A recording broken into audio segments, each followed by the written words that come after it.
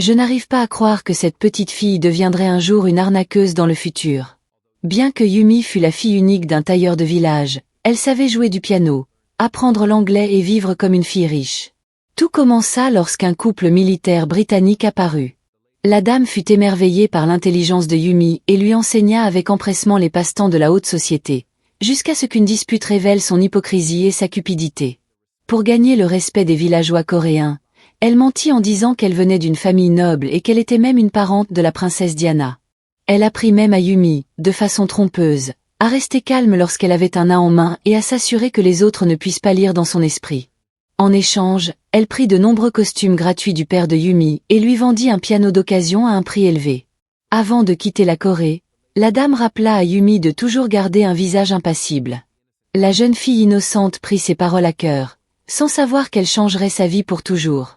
Même issue d'un milieu pauvre, Yumi se comportait comme une riche fille gracieuse.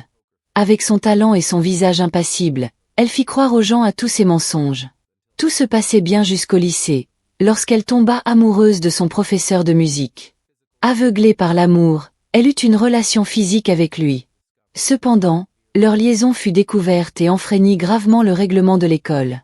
Pour sauver son emploi, le professeur de musique rejeta toute la faute sur Yumi, disant que c'était elle qui l'avait abordé la première.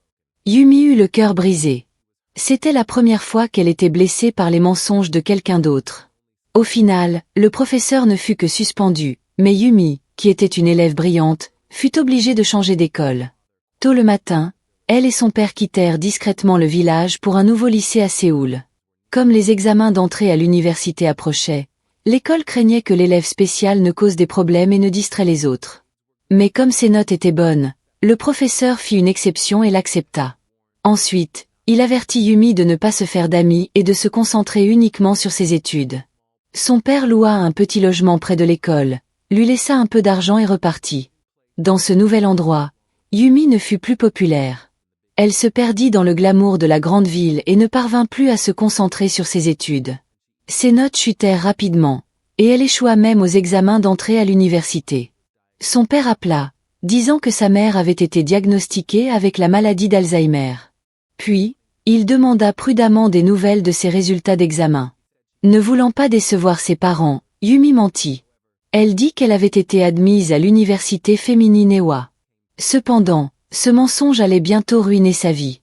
Ses parents vinrent à Séoul, apportant des cadeaux et des fleurs pour sa cérémonie d'entrée. Voyant à quel point ils étaient fiers, Yumi décida de corriger son erreur. Elle dépensa beaucoup d'argent dans une classe complète pour redoublants, déterminée à réussir le prochain examen. Sa colocataire Jiwon était une véritable étudiante en deuxième année. En apprenant qu'elles étaient à la même université, elle commença à parler avec Yumi. Mais Yumi semblait timide avec les étrangers. Jiwon l'invita chaleureusement à rejoindre le magazine de l'école et échangea même leur numéro. Mais comme Yumi n'était pas vraiment une nouvelle étudiante, elle trouva une excuse et refusa. Pourtant, en observant la vie universitaire détendue, elle l'enviait tellement. Le lendemain, alors que Yumi était en cours, Jiwon l'invita au club de rédaction pour une soirée pizza. Redevenue le centre de l'attention, Yumi ne put résister à l'envie de se montrer. Lorsqu'on lui demanda d'où elle venait, elle dit rapidement qu'elle avait grandi en Amérique, où son père faisait des affaires, ce qui suscita l'admiration de tous. En entendant leurs éloges, Yumi retrouva le sourire. Mais personne ne s'attendait à ce que cette fille timide soit en réalité une menteuse expérimentée. Jiwon lui offrit même un t-shirt exclusif du club. À partir de ce jour, Yumi se comporta comme une véritable étudiante de première année et devint proche de Jiwon. Pour garder ses mensonges cachés, elle séchait souvent les cours pour participer aux événements scolaires et inventait des excuses pour demander de l'argent à son père. Bientôt, Yumi repassa l'examen d'entrée à l'université. Après l'avoir terminé, elle s'effondra. Sur le chemin du retour, Jiwon l'appela pour l'inviter à une assemblée générale. Les garçons étaient attirés par la jolie Yumi, se pressant autour d'elle et flattant sa vanité. Un garçon riche trouva l'occasion de lui parler. Des flocons de neige commencèrent à tomber, et sous l'effet de l'alcool, ils tombèrent rapidement amoureux. Quelques jours plus tard, Yumi apprit qu'elle avait de nouveau échoué à l'examen d'entrée, obtenant un résultat encore pire que l'année précédente. Son professeur lui conseilla d'abaisser ses exigences et de choisir une autre université. Pendant ce temps, Elle découvrit que sa colocataire avait économisé assez d'argent grâce à son travail à temps partiel pour partir en voyage en Europe. Le sourire éclatant de la jeune fille fit encore plus souffrir Yumi. Elle n'avait rien d'autre qu'une chambre en désordre et un avenir sans espoir. Alors elle décida de repasser l'examen une troisième fois. Plus tard, lors d'un rendez-vous, son petit ami découvrit ses manuels de préparation. Elle mentit en disant qu'elle donnait des cours particuliers pour économiser en vue d'un voyage en sac à dos. Son petit ami parla alors de partir à New York comme étudiant d'échange l'année suivante. Ne voulant pas être séparé d'elle, il lui proposa de venir avec lui. Ils pourraient se marier après l'obtention de leur diplôme et étudier à l'étranger ensemble. Yumi fut tentée, c'était le chemin le plus rapide vers son rêve américain. Mais étudier à l'étranger coûtait très cher. Yumi supplia son père de l'aider. Pour le rêve de sa fille, son père sans le sou réussit à réunir la somme entière. À l'aéroport, Yumi fixait son passeport, rêvant d'un avenir radieux. Cependant, son petit ami reçut soudain un appel de sa mère, qui avait découvert tous les mensonges de Yumi. Tout s'effondra en un instant. Il monta seul dans l'avion, laissant Yumi derrière. Elle devina pourquoi. Sa mère appela ensuite, l'insultant et la mettant en garde de ne jamais reprendre contact avec lui. Yumi passa une semaine dans un petit hôtel, se sentant perdue. Après s'être réveillée, elle appela chez elle, pour apprendre que son père était décédé d'un cancer ce matin-là. Il avait caché sa maladie afin que cela n'affecte pas l'avenir de Yumi. En voyant sa mère en deuil et le portrait de son père, Yumi tomba à genoux et pleura. Elle regretta profondément d'avoir manqué sa dernière chance de le voir, tout ça à cause d'un mensonge. Après les funérailles, Yumi commença à vendre l'atelier de costumes de son père. En vérifiant les comptes, elle découvrit que ses parents avaient toujours vécu dans la frugalité. Toutes les grosses dépenses avaient été pour elle. Avant même d'avoir fini de faire son deuil, un vieil homme vint réclamer une dette. Son père avait emprunté une grosse somme pour l'envoyer à l'étranger. Yumi dut laisser sa mère chez un voisin et retourner à Séoul pour travailler et rembourser la dette. Sans diplôme, elle ne pouvait occuper que des petits emplois à temps partiel pour survivre. 5 années passèrent ainsi. Un jour, Yumi vit une annonce en ligne pour un poste sans exigence de diplôme et alla postuler. C'était une galerie d'art familial. Le propriétaire, Lee, était écrivain. Il ne se souciait pas des études de Yumi, mais la prévint de ne jamais être en retard ni absente sans raison. Son travail principal consistait à s'occuper de sa fille, Yinjo. Après avoir commencé, Yumi apprit à connaître les collections de la galerie, et ses horizons s'élargirent peu à peu. Yinjo venait de rentrer des États-Unis et tenait une bijouterie. Elle gérait aussi la galerie, transformant des objets bon marché de marché en articles de luxe. Le travail était épuisant, mais payait plus que tous ces petits boulots réunis et offrait une assurance complète. L'assurance médicale était exactement ce dont la mère de Yumi avait besoin. Le lendemain, Madame Lee organisa un rendez-vous arrangé pour Yinjo. Elle gronda sa fille qui s'habillait trop légèrement et ordonna à Yumi d'apporter des tenues plus modestes. Ce fut la première fois que Yumi entra dans la chambre d'une fille riche. Les baies vitrées l'émerveillèrent, et le placard plein de vêtements la laissa éblouie. Tentée par la vanité, elle essaya en secret une paire de magnifiques talons hauts. Ils lui allaient parfaitement, mais ils ne lui appartenaient pas. Cette vie était exactement celle dont Yumi rêvait. Mais à présent, Yumi ne pouvait qu'observer ses rêves depuis le seuil, levant les yeux vers la vie parfaite de Yinjo. Parfois, Yinjo donnait des choses à Yumi, comme un rouge à lèvres usé, une vieille montre ou un steak coûteux non entamé. Mais ce n'était pas par souci ou amitié. C'était plutôt par pitié envers la pauvre.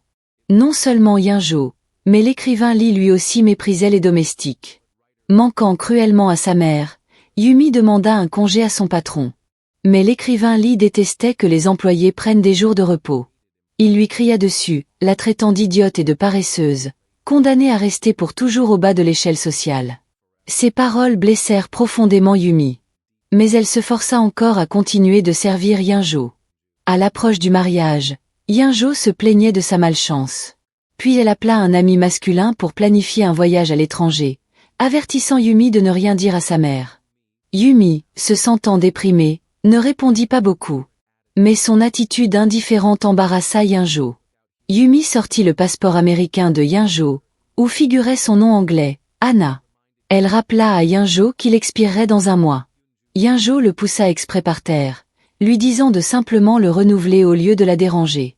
Yumi le ramassa sans expression et s'en alla. Ce soir-là, pendant que les propriétaires étaient absents, le personnel ouvrit en cachette une bouteille de vin et se plaignit du travail. Mais peu importe à quel point le salaire était bon, Yumi ne voulait plus vivre une vie d'humiliation. Elle se répétait sans cesse dans sa tête. « Je veux que les gens me craignent ». Pendant que tout le monde était parti, Yumi vola de l'argent liquide à la galerie et prit tous les dossiers et le passeport de Yinjo. Elle voulait être libre et vivre avec dignité. Yumi prit les cadeaux et monta dans un bus pour retourner dans son village natal. Pour la première fois depuis longtemps, elle dormit bien. Elle supprima tout ce qui concernait la galerie de son téléphone et remarqua le nom de Jiwon. Jiwon était désormais journaliste. Elle demanda à Yumi comment elle allait. Yumi mentit encore. Elle dit qu'elle venait juste de rentrer d'études à l'étranger et qu'elle se sentait perdue quant à son avenir. Toujours serviable, Jiwon se souvenait que Yumi avait étudié l'art et utilisa ses contacts pour lui trouver un emploi dans une académie d'art. Yumi fut tentée, mais en remplissant son CV, elle ne savait pas quoi écrire pour la section études. Après avoir réfléchi un moment, elle sortit les dossiers et le passeport de Yinjo, se préparant à un plus grand mensonge. Le lendemain, elle croisa un ancien collègue et apprit que Yinjo partait vivre aux États-Unis après son mariage. Yumi s'habilla avec élégance et se rendit avec confiance à l'entretien en se faisant passer pour Anna. Grâce à la recommandation de Jiwon et au parcours académique parfait de Yinjo, le directeur lui fit rapidement confiance et l'embaucha. En rendant les vêtements coûteux, Yumi essaya de vendre la montre que Yinjo lui avait donnée, mais le vendeur lui apprit que la marque avait été dénoncée pour fraude il y a des années. C'était une camelote sans valeur. L'humiliation brûlait en elle, mais bientôt elle reçut une bonne nouvelle. Le tribunal avait approuvé son changement de nom en Anna. Au cours des jours suivants, elle visita des agences d'études à l'étranger, prétendant être une cliente tout en apprenant leurs techniques de vente. Elle utilisa ensuite ces méthodes pour tromper ses élèves. Elle prit aussi des cours d'anglais, s'exerçant à l'accent britannique.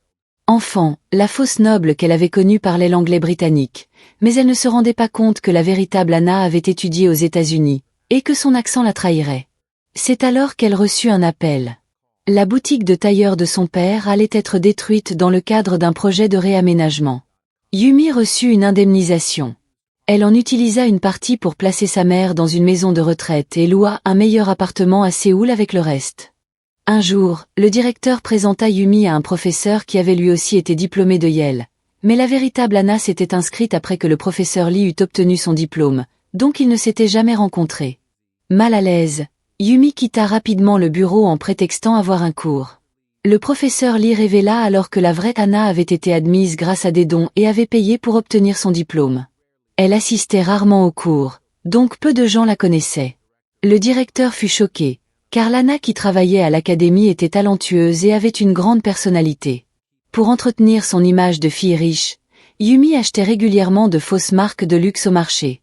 Juste à ce moment-là, une élève l'appela, toute excitée, pour dire qu'elle avait été admise à Yale. Yumi trouva cela ironique. Elle n'était même jamais entrée à l'université, et pourtant son élève avait réussi à intégrer une école d'élite. Mais elle s'adapta rapidement et continua à enseigner sérieusement, devenant une professeure star de l'académie. Peu après, le professeur Lee invita Yumi à donner un cours optionnel dans une école prestigieuse. Elle hésita parce que la vraie Anna avait une mauvaise réputation. Mais le professeur Lee ne cherchait pas quelqu'un de trop talentueux, et le poste était très compétitif, ce qui signifiait qu'il n'était pas gratuit. Pour économiser, Yumi déménagea dans un appartement au loyer mensuel. Bientôt, le professeur Lee la présenta au conseil de l'école. Élégante et cultivée, Yumi réussit facilement l'entretien. En tant que chargée de cours, elle devint une professeure respectée parmi les étudiants. Elle travaillait dur, préparant soigneusement chaque leçon pour paraître instruite. Un collègue plus âgé remarqua qu'elle était excellente mais toujours célibataire, et il joua les entremetteurs. L'homme était un peu plus âgé, mais un homme d'affaires prospère dans le domaine des technologies. Après avoir appris qui il était, Yumi se rendit dans son entreprise. Lors de leur première rencontre, Ji-hoon ne cessa de se vanter de sa richesse et de son goût pour l'art. Ayant travaillé dans un musée d'art, Yumi remarqua immédiatement que ses meubles étaient faux. Cela lui fit penser qu'il était très vaniteux. Elle le rejeta donc, disant qu'elle n'était pas pressée de se marier. Ji-hoon n'abandonna pas et proposa qu'ils se rencontrent 3 fois. Si elle n'était toujours pas intéressée, il promit de ne plus la déranger. Ce soir-là, en discutant avec Ji-won, Yumi lui parla de Ji-hoon. Ji-won répondit qu'il était un self-made man avec du leadership mais sans parcours académique impressionnant. Elle avertit aussi Yumi que certains nouveaux riches dans l'informatique pouvaient être dangereux. Lors de leur rencontre suivante, Yumi mit de côté ses préjugés et s'intéressa peu à peu à cet homme amusant. Bientôt, ils commencèrent à sortir ensemble. À ce moment-là, Yumi ne se rendait pas compte qu'elle entrait dans un autre piège. Un jour, Yumi rendit visite à sa mère dans la maison de retraite. Sa mère signa de ses mains, demandant si elle allait repartir en Amérique. Elle rêvait de se transformer en cerf et vit Yumi pleurer. Yumi murmura tristement qu'elle n'allait nulle part, mais qu'elle allait se marier. À cause de sa fausse identité, sa mère ne pouvait pas assister à son mariage. Le printemps suivant, Yumi engagea de faux parents pour discuter du mariage.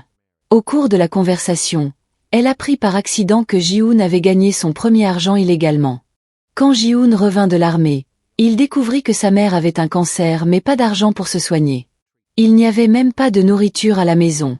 Il cria sur son père qui passait ses journées à fumer et à boire, gaspillant l'argent de l'indemnisation de la mort de leur fille. Désespéré, Ji-hoon demanda de l'aide à un ancien. Celui-ci lui suggéra de travailler dans l'immobilier, obtenir des terrains en flattant les politiciens et gagner de l'argent en revendant des maisons. Après réflexion, Ji-hoon accepta ce commerce illégal. Mais sa mère malade mourut sans avoir eu la chance de combattre sa maladie. Yumi comprit ses actes et sentit même qu'ils se ressemblaient. Quelques jours plus tard, ils célébrèrent un grand mariage, avec la présence de politiciens. Ji-won mentionna des rumeurs selon lesquelles Ji-hoon voulait entrer en politique. Pendant la séance photo, le père de Ji-hoon amena un petit garçon. Ji-hoon expliqua rapidement qu'il s'agissait du fils de son cousin et qu'il était autiste. Pendant un certain temps après le mariage, Yumi mena une vie heureuse. Cependant, à mesure que Ji-hoon s'enrichissait, il désirait davantage de pouvoir. Sa femme exceptionnelle devint son brillant ornement. Yumi confia en privé à ses amis qu'elle ne voulait pas que son mari entre en politique. Elle seule savait que si sa vie privée était dévoilée, sa fausse identité serait exposée. Ji-hoon continuait ses actions caritatives, offrant des bourses aux enfants handicapés pour se forger une bonne image. Une fille sourde devait prononcer un discours, mais son professeur de langue des signes n'arriva pas à temps. En la voyant, Yumi pensa à sa mère muette et proposa de traduire. Elle signa à la fille, « N'aie pas peur. Le public n'est qu'un tas d'idiots qui ne comprennent rien au langage des signes. » La jeune fille éclata de rire. Elle commença ensuite son discours avec assurance, tandis que Yumi traduisait à ses côtés. Ji-hoon n'en revenait pas que sa femme, apparemment si délicate, soit devenue une si grande aide pour son élection. Mais Yumi, perdue dans son bonheur, se retrouva face à la plus grande variable de sa vie. Yunjo était de retour en Corée. Elle baissa la tête, paniquée, évitant le regard. Mais Yunjo la reconnut et la salua. Yumi ne répondit pas et se précipita hors de l'ascenseur, s'accroupissant, impuissante. À partir de ce jour, elle se sentit mal à l'aise et ne parvint plus à se concentrer lors des événements. Comme elle vivait dans le même immeuble, elle croisait souvent Yunjo. Elle contacta rapidement un ancien collègue pour se renseigner sur elle. L'écrivain Lee était mort l'année précédente et son entreprise était presque en faillite. Yunjo était criblé de dettes à cause du jeu et venait récemment de revenir en Corée pour divorcer. En entendant cela, Yumi se sentit encore plus angoissée. Cette nuit-là, elle voulut se confier à Ji-hoon mais ne trouva pas les mots. À la place, elle lui demanda pourquoi il voulait devenir journaliste politique. Ji-hoon répondit qu'il voulait dénoncer les gens malhonnêtes, ceux qui parlaient toujours de conviction et de justice. Yumi se sentit coupable, car elle était exactement le genre de personne que son ami détestait. Sur le chemin du retour, elle ne cessa de réfléchir à une solution.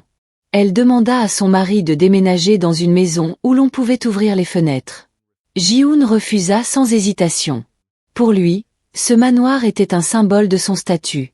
Alors, Yumi parla de Ji-won et supplia son mari de la présenter au département politique. Ji-hoon accepta, mais exigea qu'elle s'entende avec les épouses des députés et qu'elle recueille des informations utiles. Pour rendre à Ji-won l'aide passée, Yumi accepta à contre-cœur. Elle savait mieux que quiconque que Ji-hoon n'était pas fait pour la politique. Il utilisait une perceuse tard dans la nuit, ignorant les plaintes des voisins. Quand son chauffeur avait quelques minutes de retard, il le frappait, l'insultait et le licenciait. Yumi se sentit triste, Cela lui rappelait son ancien moi. Un jour, une étudiante de Yale revint en Corée et apporta à Yumi ses encas américains préférés. Yumi se figea un instant, puis se rappela ses mensonges passés et força un merci. La jeune fille évoqua ensuite des mots que Yumi avait autrefois prononcés à l'Académie d'art, tandis que Yumi continuait de siroter son café pour cacher sa nervosité. Sur le chemin du retour, elle vit l'ascenseur descendre et paniqua. Pour éviter de croiser Yinjo, elle monta 23 étages à pied. Cela dura longtemps. Le jour, Yumi était une professeure gracieuse, assistant aux événements de campagne avec Ji-hoon. La nuit, elle grimpait les escaliers sans élégance, payant le prix de ses mensonges. Un soir, épuisée, elle atteignit son étage, seulement pour trouver Yinjo qui l'attendait. Elle tenait une lettre d'ancien élève et exigea une explication. L'école sur l'enveloppe était celle de Yinjo. Le nom de Yumi avait été remplacé par son alias anglais, Anna. Comprenant qu'elle était démasquée, Yumi s'agenouilla et s'excusa, disant qu'elle allait arrêter. Mais Yinjo refusa de lui pardonner. Elle accusa Yumi d'avoir volé sa vie et de l'avoir si bien vécue. Elle devait payer. Yinjo exigea 3 milliards de wons pour le mois prochain, où Yumi ferait face à une condamnation pénale. Bien qu'elle fût la femme d'un homme riche, Yumi n'avait ni réel pouvoir ni argent. Elle n'était que l'accessoire de son mari. Avant de partir, Yinjo l'avertit de continuer à utiliser les escaliers. Alors que Yumi cherchait une solution, elle reçut un appel disant que son mari s'était endormi dans le parking. Elle se précipita en bas, mais vit une femme étrange sur le siège passager. Sans hésiter, elle claqua la porte de la voiture et appela la police pour signaler un conducteur ivre. Pendant ce temps, Ji-won, qui venait tout juste d'intégrer le département politique, buvait avec ses collègues. Comme elle avait obtenu le poste par relation, ses collègues masculins se moquèrent d'elle toute la soirée. Mais Ji-won ne se laissa pas abattre par ce harcèlement. Elle jura de faire ses preuves. Le lendemain matin, au petit déjeuner, Yumi demanda nonchalamment pourquoi la police était venue au milieu de la nuit. Ji-hoon éluda la question et mentionna plutôt vouloir créer une fondation de bourse à son nom. Cela signifiait que Yumi deviendrait le sujet des médias. Alors elle refusa fermement. Ji-hoon expliqua que l'argent et le pouvoir ne comptaient que lorsqu'ils étaient visibles. Surtout en période électorale, même leur façon de respirer avait un sens et était jugée par la société. À ce moment-là, la femme qui se trouvait sur le siège passager déverrouilla la porte et entra. Ji-hoon annonça que désormais, il ferait la navette avec sa secrétaire. Ironiquement, la secrétaire s'appelait aussi Yumi. Pour réunir rapidement 3 milliards de wons, Yumi se creusa la tête. Alors qu'elle était stressée, la nourrice demanda maladroitement un congé. Mais l'équipe devait venir dîner le lendemain. Yumi perdit son sang-froid pour la première fois, criant sur la nourrice pour avoir causé des problèmes. Sans s'en rendre compte, elle adoptait le même préjugé de classe. En voyant la secrétaire à proximité, elle se calma, s'excusa auprès de la nourrice effrayée et approuva le congé. Ensuite, elle alla dans un restaurant avec la secrétaire. En chemin, Yumi demanda si travailler pour Ji-hoon était difficile. La secrétaire nia rapidement, disant que c'était une opportunité précieuse. Yumi murmura, « Tout le monde ment ». À leur arrivée, la secrétaire n'autorisa pas Yumi à descendre immédiatement. Elle vérifia d'abord si les invités étaient arrivés. Autrefois, Yumi aussi avait servi humblement Yinjo en ce lieu. Pendant ce temps, à la galerie d'art, Yinjo cherchait le nom de Yumi en ligne. La haine grandissait lentement dans son cœur. Ce soir-là, Ji-hoon dînait joyeusement avec des députés. La secrétaire reçut un appel et lui chuchota quelque chose. Son visage s'assombrit immédiatement. Chaque jour, Yumi luttait, essayant de trouver de l'argent. En voyant Yinjo, elle eut une idée mauvaise. Mais au final, elle perdit courage et se fit seulement ridiculiser par Yinjo. Comme promis, Yumi commença à rencontrer les épouses des députés. Ji-hoon, étoile montante en politique, recevait naturellement beaucoup de pots de vin. Mais Yumi n'aimait pas ce genre de mondanité. Même quand une femme lui donna 100 millions de wons, elle resta indifférente. En rentrant chez elle, Yumi croisa à nouveau Yinjo. Elle lui remit 100 millions de wons, disant que c'était tout ce qu'elle avait pu réunir. Yinjo les jeta au sol et lui dit de simplement avouer à son mari et de lui demander de l'argent. Avant de partir, elle lui rappela de rester hors de sa vue et d'utiliser les escaliers. Peu après, l'ex-petite amie de Yumi contacta Ji-won. Il avait été interviewé par Ji-won à son retour en Corée. Mais cette fois, en voyant Yumi dans les actualités, il décida de dire la vérité à Ji-won. Yumi n'avait jamais fréquenté l'université féminine Ewha. C'était une lycéenne qui avait échoué 2 fois à l'examen d'entrée à l'université. Ji-won n'en revenait pas. Sa plus proche et innocente amie était une menteuse. Mais en tant que journaliste, elle décida d'enquêter plus profondément sur le passé de Yumi. Elle appela d'abord l'université pour vérifier les anciens étudiants admis. Il y avait cette étudiante portant le nom de Yumi, mais aucune n'avait étudié l'art. Ensuite, elle rendit visite à leur ancien propriétaire et découvrit quelque chose de choquant. Yumi avait sauté 2 mois de loyer et s'était enfuie aux États-Unis, laissant derrière elle des piles de vêtements. Pour récupérer l'argent, le propriétaire était allé à l'atelier de tailleur de la famille de Yumi, mais il y trouva seulement ses parents en difficulté. Enfin, Ji-won visita l'académie d'art où Yumi avait travaillé. Le directeur se souvenait d'elle comme d'une excellente enseignante adorée des enfants. La seule chose inhabituelle était son étrange accent britannique. Avant de partir, Ji-won demanda les diplômes de Yumi. Pendant ce temps, Yumi dressait une liste des épouses de députés à rencontrer. Si chacune d'elles lui donnait de l'argent, elle pouvait rapidement réunir 3 milliards de wons. À partir de là, Yumi changea d'attitude et essaya d'être aussi aimable que possible. À mesure que l'argent s'accumulait, elle se sentit plus à l'aise. L'enquête de Ji-won la mena jusqu'au lycée de Yumi. Elle se rendit dans la ville natale de Yumi et entra dans un petit restaurant. La propriétaire était une voisine qui avait pris soin de la mère de Yumi pendant des années. Elle affirma fièrement que Yumi était toujours en Amérique. En suivant les indices, Ji-won arriva au lycée de Yumi et apprit son passé. Yumi était attirante et intelligente, mais cherchait toujours l'attention. En dernière année, elle avait fréquenté un jeune professeur et avait été obligée de déménager à Séoul. L'enseignante se souvenait que Yumi s'était présentée plusieurs fois chez elle en pleine nuit, pleurant jusqu'au matin, puis prenant le premier train pour Séoul. Elle savait que les chercheuses d'attention comme Yumi devenaient extrêmement vulnérables quand elles se sentaient inutiles. Elle se demandait aussi quelle sorte de personne Yumi était devenue. Juste à ce moment-là, Ji-won reçut un appel du travail. Son patron lui dit de libérer du temps pour rencontrer le candidat Ji-hoon.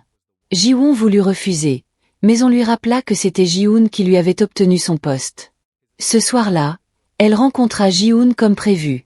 Son assistant lui remit un dossier rempli de scandales concernant ses rivaux. Mais Ji-won, déjà honteuse d'avoir obtenu son emploi grâce à des relations, refusa d'être utilisée par Ji-hoon. Ji-hoon ne se mit pas en colère. Au contraire, il lui dit de ne pas sacrifier un avenir radieux pour une fierté bon marché. Elle devait prendre exemple sur sa femme. Peu importe à quel point Yumi était brillante, elle n'était qu'une simple professeure d'université. Ce n'est qu'en l'épousant qu'elle avait vraiment brillé. En entendant cela, Ji-won ne ressentit que du dégoût. De retour au travail, elle reçut un email de l'université de Yale confirmant qu'Anna y avait effectivement obtenu un diplôme. Ji-won se sentit de nouveau troublé. Qui était la véritable Yumi? Pendant ce temps, Yinjo se précipita à l'aéroport pour accueillir sa fille. À cause d'un retard de vol, elle ne cessa de se plaindre de l'incompétence de son mari. Sa mère essaya de la convaincre de se réconcilier avec lui. Mais pour Yinjo, seule sa fille comptait. Elle n'avait besoin que d'elle dans sa vie. Son mari voulait également finaliser rapidement le divorce pour ne plus jamais avoir à voir Yinjo. Une fois sa fille revenue à Séoul, Yinjo lui acheta joyeusement des jouets et des vêtements, l'accueillant avec enthousiasme. Plus tard, elle se rendit dans une galerie d'art, comme si elle attendait quelqu'un. Pendant ce temps, la réputation de Ji-hoon ne cessait de grandir, et il devint officiellement candidat à la mairie de Séoul. Yumi lui offrit des fleurs et joua le rôle d'une épouse aimante devant les caméras. L'équipe de campagne scanda son nom, mais elle resta assise tranquillement à côté de son mari, sans éprouver la moindre joie. De retour à la maison, Yumi s'effondra au sol d'épuisement. La secrétaire était elle aussi exténuée, car Ji-hoon ne la laissait jamais se reposer. Le lendemain, Yumi continua de rencontrer les épouses des députés. Quelques conversations banales lui rapportaient déjà de grosses sommes d'argent, ce qui la fit se demander pourquoi c'était si facile. Ce soir-là, elle vit aux informations que Yinjo avait pris des mesures extrêmes sous la pression. Le lieu était la galerie d'art. Yumi n'arrivait pas à croire que la fière Yinjo ait pu mettre fin à sa vie si facilement. Elle hésita avant d'appuyer sur le bouton de l'ascenseur. Ce n'est qu'en voyant qu'il était vide qu'elle poussa un soupir de soulagement. De retour chez elle, elle continua de lire les articles en ligne, persuadée que la mort de Yinjo était suspecte. Plus tard, Ji-hoon rentra à la maison et l'interrogea sur son absence au rassemblement. Yumi dit qu'elle avait eu un cours et demanda si sa fidèle secrétaire ne le lui avait pas dit. Ji-hoon sentit que quelque chose clochait et lui ordonna d'arrêter d'enseigner. Yumi répliqua « Suis-je ton employé ?» Mécontent de son attitude, Ji-hoon annonça que désormais sa secrétaire la surveillerait de près. Après la mort de Yinjo, Yumi cessa d'être timide. Elle prit la parole avec assurance en public, ce qui renforça considérablement la stature sociale de son mari. De plus, Ji-hoon commença à prononcer des discours pour obtenir le soutien à l'élection municipale. À ce moment-là, son désir de pouvoir atteignit son apogée. En même temps, il devint plus contrôlant envers sa femme. Après son cours, Yumi reçut un avis. En raison de la campagne de Ji-hoon, elle était suspendue de son poste. Elle savait que c'était l'œuvre de son mari. Elle signa calmement le formulaire de suspension au nom d'Anna, mais en secret, elle se prépara à riposter. Pour gagner la secrétaire à sa cause, Yumi lui loua un appartement à proximité, afin qu'elle ne perde plus de temps dans les trajets. La secrétaire lui en fut très reconnaissante. Yumi lui demanda alors de trouver les adresses de l'ancien chauffeur et des autres employés licenciés simplement parce qu'ils s'étaient heurtés à Ji-hoon. Enfin, elle rappela à la secrétaire de garder leur conversation secrète. Ce soir-là, Yumi croisa la mère et la fille de Yinjo. Madame Lee ne connaissait pas la vérité sur la mort de Yinjo. La petite fille, qui ne comprenait pas le coréen, n'avait aucune idée que sa mère était partie. En regardant l'enfant innocente, Yumi se sentit coupable et se cacha rapidement dans la cage d'escalier. Pendant ce temps, inspiré par un collègue, Ji-won acheta un annuaire de promotion de Yale sur un site de seconde main. Elle trouva une photo portant le nom d'Anna, mais le visage lui était inconnu. Elle contacta une camarade de classe d'Anna et apprit qu'Anna avait un nom coréen, Yinjo. Elle révéla aussi qu'un prête-plume avait rédigé la thèse de fin d'études de Yinjo.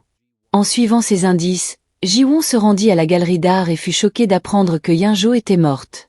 Elle se rendit ensuite au commissariat et rencontra l'officier chargé de l'affaire. À cause des dettes boursières de Yinjo, de son divorce récent et de sa dépression postpartum, la police comme sa mère croyaient toutes deux qu'elle s'était suicidée. Mais Ji-won sentit que quelque chose clochait. De son côté, Yumi rencontra l'ancien chauffeur licencié. Il dit que Ji-hoon était le pire patron, qu'il devait travailler des journées de 18 heures et endurer les insultes et les coups de Ji-hoon. Yumi eut pitié de lui. Elle lui dit qu'elle avait rencontré d'autres employés licenciés, espérant découvrir les secrets de Ji-hoon, mais le chauffeur avait signé un accord de confidentialité et ne pouvait rien dire. Yumi déclara fermement qu'un homme comme Ji-hoon ne devait pas devenir maire de Séoul. Dans les jours qui suivirent, Yumi fit du bénévolat et donna des interviews. La nuit, elle rassemblait des preuves du sombre passé de Ji-hoon et de sa corruption. Ji-won retourna à la rédaction et trouva tout le monde affairé. Un collègue expliqua qu'ils avaient reçu un tuyau. Ji-hoon avait déjà eu une épouse et un fils autiste. Le garçon au mariage était en réalité l'enfant biologique de Ji-hoon. Celui-ci faisait campagne joyeusement quand il vit apparaître des nouvelles négatives sur lui en ligne. Furieux, il cria sur ses subordonnés agenouillés devant lui, craignant que sa carrière politique ne soit ruinée. À ce moment-là, le scandale de la thèse d'Anna devint viral. Pour abattre Ji-hoon, Yumi ne se soucia plus de sa réputation. Mais elle ne s'attendait pas à ce que Ji-hoon soit encore plus impitoyable. Il retrouva l'homme qui avait écrit la thèse d'Anna et le convainquit de tenir une conférence de presse en affirmant qu'il était son camarade de travail et non un prête-plume.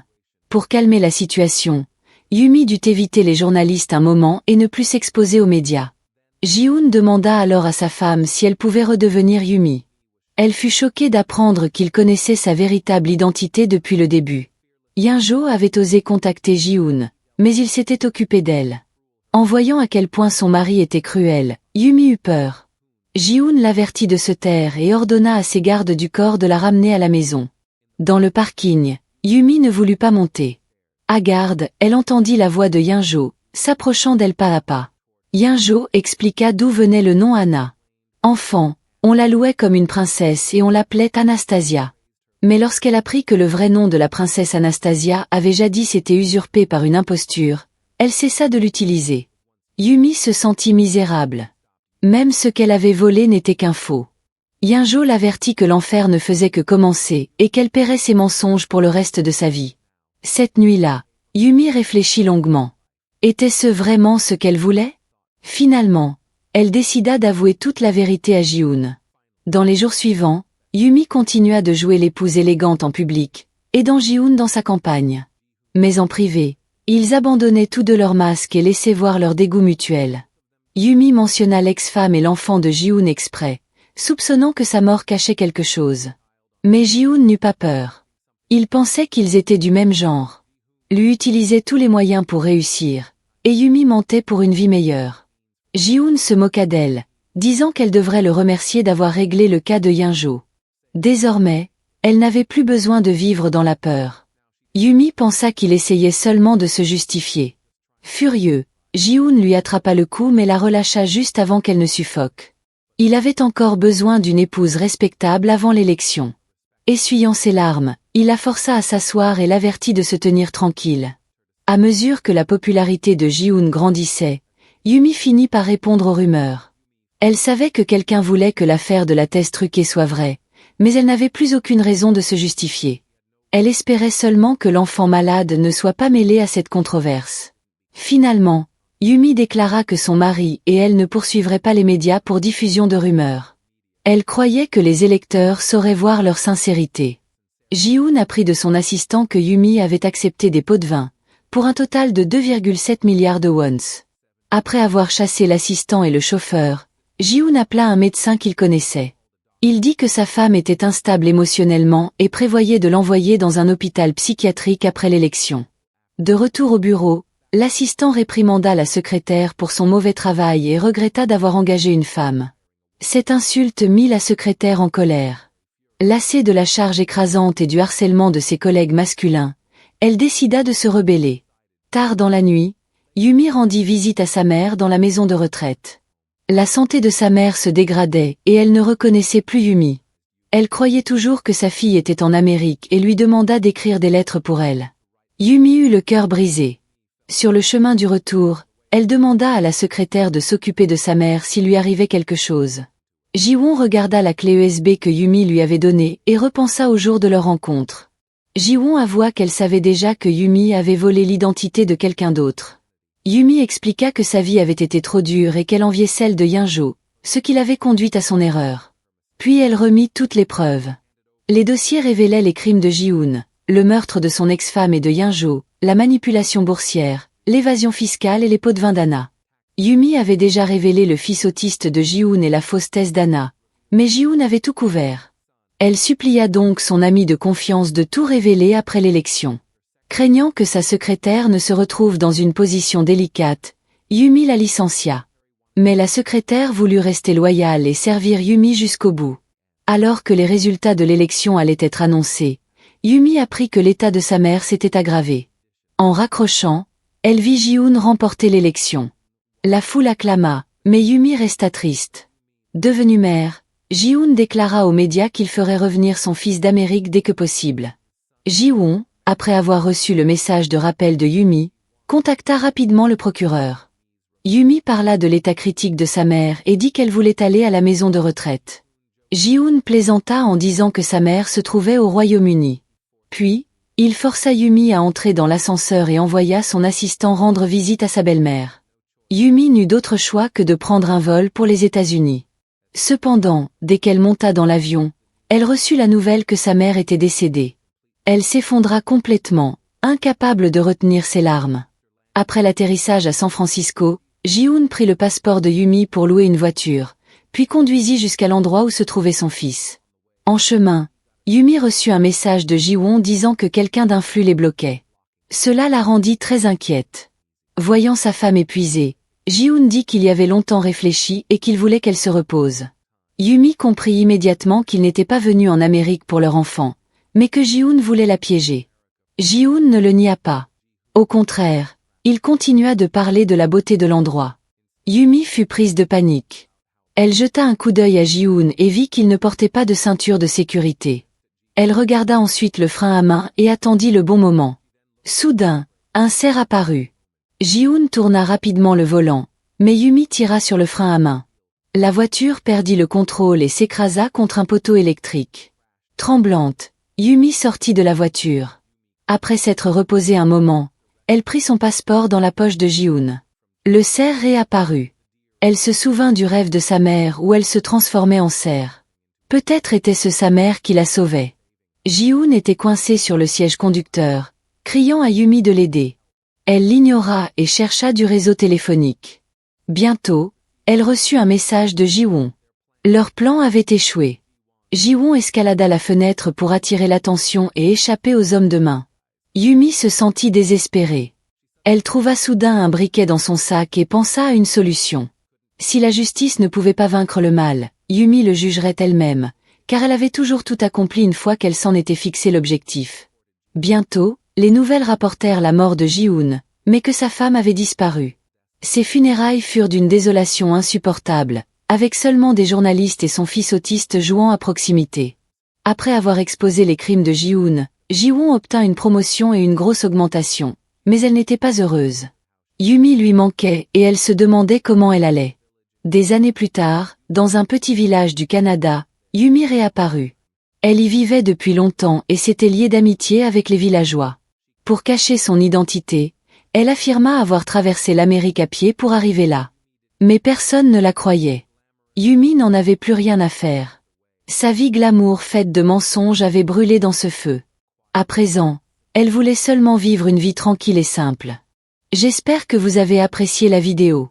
N'oubliez pas de vous abonner à la chaîne, d'activer la cloche de notification et de laisser un petit like pour soutenir le contenu. À très bientôt pour une nouvelle vidéo.